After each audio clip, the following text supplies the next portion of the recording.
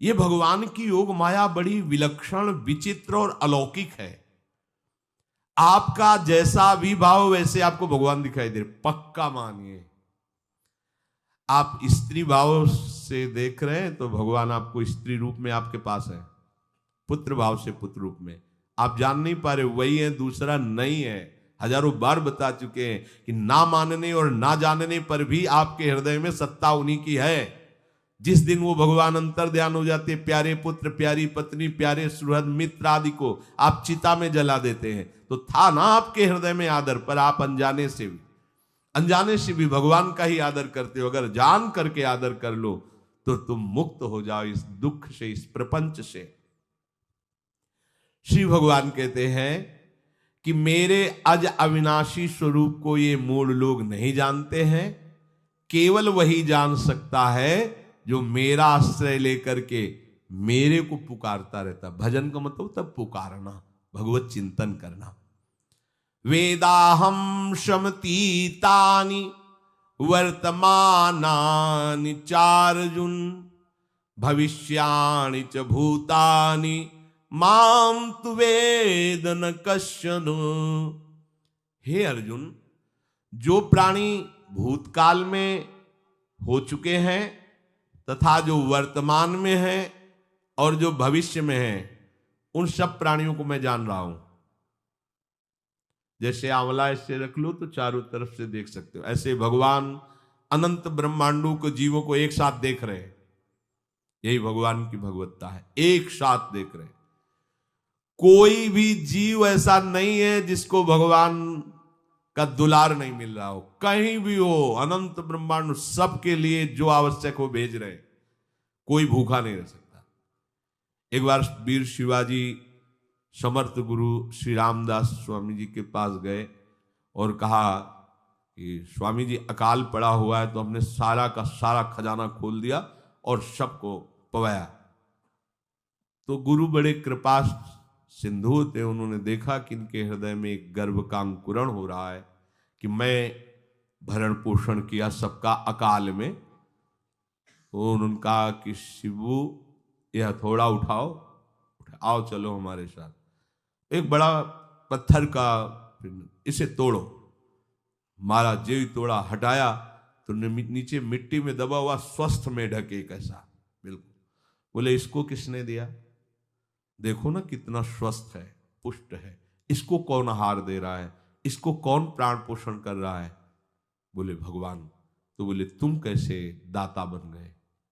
संपत्ति तो सब भगवान की है, भगवान ही सबका। ये अहम मत करो कि तुम पोषण करते हो, नहीं।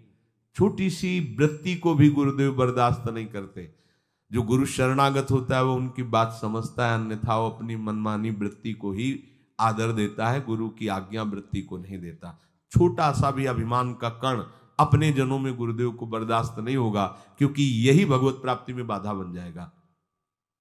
कितने जीव चराचर जगत में, देखो हमारे भगवान की भगवत्ता, सबको देख रहे हैं, सबको व्यवस्था दे रहे हैं, सब कुछ देख रहे हैं।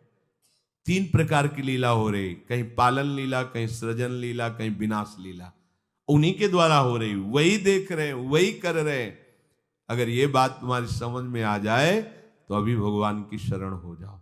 पर अहम के कारण ये बात समझ में नहीं आती। जो भूतकाल में हो चुके हैं, वर्तमान में हैं, जो भविष्य में होंगे, सबका प्रभु वर्तमान की तरह देख रहे हैं, दर्शन कर रहे हैं। परंतु मुझे मेरे भक्त के सिवा कोई नहीं जानता है। भक्त के सिवा कश्यन, कोई भक्त बिरला, वही केवल भगवान को भगवान सबको देख रहे हैं। भगवान की दृष्टि सब पे है। अगर ये बात आपकी समझ में आ जाए तो अभी आनंद आने लगेगा। मैं भगवान की दृष्टि में हूं, बस आज हमें सत्संग से बात मिली कि मैं भगवान की दृष्टि में हूं, मुझे वो देख रहे हैं, बढ़िया बन गया। अब आप पाप कैसे करोगे? क्योंकि भगवान की दृष्टि में भगवान आपको देख रहे हैं। डरो, किसी गवाही की जरूरत नहीं, वो देख रहे हैं। तो आप भय क्यों कर रहे हो? आपको भगवान देख रहे हैं, आपको डरना नहीं। फिर आप कामना क्यों कर रहे हो? भगवान आपको देख रहे हैं, जो चाहिए उस समय से दे देंगे, आप निश्चिंत रहिए। अगर आप अहम करोगे तो दुख भोगोगे, आश्रित रहोगे तो सब अपने आप निर्वाह हो जाएगा। एक आदमी ट्रेन के डिब्बे में बैठे दौड़ ऐसे ऐसे दौड़ रहा था। एक ने पूछा भाई क्यों दौड़ रहे? बोले अमुक स्टेशन जाना है। तू बैठ जा, गाड़ी चल रही है, ट्रेन चल रही, तू बैठ जा। ऐसी त्रिगुणात्मिका माया की ट्रेन चल रही, पूरे विश्व का विश्वंबर भरण पोषण कर रहे हैं, तू तो बैठ जा भगवद आश्रय लेकर के, तू काहे को दौड़ा घूम रहा है? लेकिन ये अहंकार के कारण भटकता रहता है। भूत, वर्तमान और भविष्य काल, ये 3 विशेषण देकर भगवान कह रहे हैं कि मैं सबको देखता रहता हूं, जो हो गए, जो हैं, जो होंगे। भूत के प्राणी, भविष्य के प्राणी अथवा वर्तमान के प्राणी सभी भगवान की दृष्टि में वर्तमान की तरह ही है। ये भूत, भविष्य, वर्तमान काल केवल हम लोगों की दृष्टि में भेद है, भगवान की दृष्टि में नहीं। हो चुका, होगा, हो रहा है, भगवान की दृष्टि में सब हो रहा है, पीछे का भी, अब का भी, सब सामने चल रही सीन। हमारे हृदय में विश्वास हो जाए प्रभु हमें देख रहे हैं। अभी तो हमें ये नहीं पता कि हम भजन कर रहे हैं, भगवान पता नहीं जान रहे हैं कि नहीं जान रहे हैं। अभी भक्ति में रंग आ जाए, अगर ये बात समझ में आ जाए कि प्रभु देख रहे हैं हमें। देखो जब हमारे गुरुजन बैठकर सुनते हैं और जब गाने को अवसर मिलता है तो ज्यादा उत्साह होता है कि बैठे सुन रहे हैं। ऐसे ही अगर हम मान ले कि हमारे प्रभु सुन रहे हैं, हम जो भजन कर रहे हैं हमारे प्रभु देख रहे हैं, जो सेवा कर रहे हैं भगवान हमारे स्वीकार करें, प्रियालाल स्वीकार कर, अभी भक्ति का रंग आ जाए, ये बात हमारे हृदय में बैठ जाए कि मैं हर समय प्रभु की दृष्टि में हूं, हर समय मैं अपने आराध्य देव की दृष्टि में हूं, कितना आनंद आएगा। अंदर से सोचो जरा, हर समय वो हमें देख रहे हैं और वो कह रहे हैं मैं देख रहा हूं। पीछे जो तुम किए वो देख रहे हैं वर्तमान की तरह, अभी जो वो तुम देख रहे हो, देख रहे हैं, आगे जो करोगे वो भी देख रहे हैं। वो पहले से उनको सब पता है, तुम ऐसे ऐसे चलोगे, ऐसे ऐसे कार्य करोगे।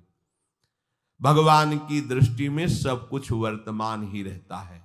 संपूर्ण प्राणी काल के अंतर्गत है और प्रभु श्री हरि कालातीत है। देश काल, वस्तु, व्यक्ति, घटना, परिस्थिति ये बदलते रहते हैं, पर प्रभु श्री हरि वैसे के वैसे ही रहते हैं। काल के अंतर्गत प्राणियों का ज्ञान एक सीमित है। अब इस दीवार के पीछे कौन खड़ा है, क्या कर रहा है पता नहीं, पर भगवान की दृष्टि में नहीं। भगवान की दृष्टि में सुमेरु पर्वत पर क्या हो रहा है, जहां किसी की दृष्टि, वहां भी उनको, ब्रह्मलोक में ब्रह्मा क्या कर रहे हैं, बैठे बैठे सब। इसलिए कितने महान ईश्वर हैं। एक छोटी सी भी चींटी को दाना मिला कि नहीं, उनको चिंता है। देखो आप छोटे से 2-4 लोगों का भार लेकर के चिंतित हो रहे हो, अनंत ब्रह्मांडों के अनंत जीवों का भरण पोषण प्रभु हमारे कर रहे हैं और निश्चिंत है। अचिंत शक्तियां भगवान की, तो आप भी तो उनके बच्चे हो ना। ये सब कहने का मतलब है आप भी तो उन्हीं के अंश हो ना। 2-4 की चिंता में इतने तुम बावरे हो रहे हो, डिप्रेशन में पहुंच रहे हो, 2-4 कामनाओं के पीछे इतने। अनंत ब्रह्मांड तुम्हारा जो अंशी है, अनंत ब्रह्मांडों के अनंत जीवों का अनंत काल से भरण पोषण करता चला आ रहा है। कहीं भी किसी के साथ कुछ भी गलत नहीं हो सकता। जैसे कहते हैं कि क्या गलत हुआ, देखो ना अभी तो बच्चा था, ऐसा ऐसा हो गया, तो तुम्हारी दृष्टि में बच्चा है, पीछे तो बहुत पुराना है ना, जो कर्म करके आया उसका फल। कहीं भी गलत किसी के साथ नहीं होता, ध्यान रखना।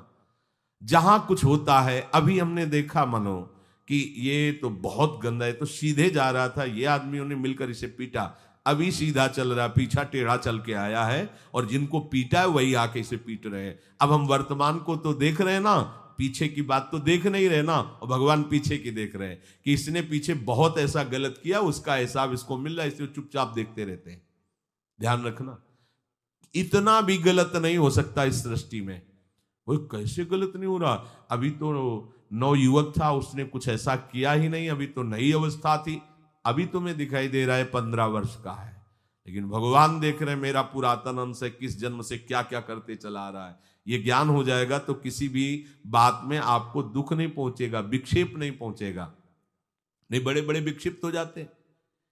एक गौतमी नाम की महान तपस्विनी थी, महाभारत में कथा आती है, उसका एक ही पुत्र था और उसको सांप ने काट लिया। तो वहां की कुल भील उठा के लाए और कहा है देवी मां, ये देखो सांप ने तुम्हारे बेटे को काट लिया। तो उनका इतनी सामर्थ्य सांप की कैसे हो गई कि मेरे बेटे को काट लिया और मेरे से भय नहीं माना। आकर्षण वृत्ति जीव ही की सांप सामने आ गया, तूने क्यों काटा, मैं तुम्हें भस्म कर दूंगी। सांप ने कहा पहले हमारी प्रार्थना सुन लो। मेरे सर पर मृत्यु ने आकर के अपना शासन जमा लिया और कटवा दिया, मेरा कोई दोष नहीं। मृत्यु का आकर्षण किया, महान तपस्विनी भगवान व्यास देव जी ने ये लीला कथा गाई है। मृत्यु का आकर्षण किया, साक्षात मृत्यु सामने आ गई, थर थर कांपने लगी। गौतमी जी ने कहा मैं अपने तपस्या के बल से तुम्हें भस्म कर दूंगी। हमारे ऐसे निष्पाप बालक को तुमने सांप के द्वारा प्रेरित करके कटवाया।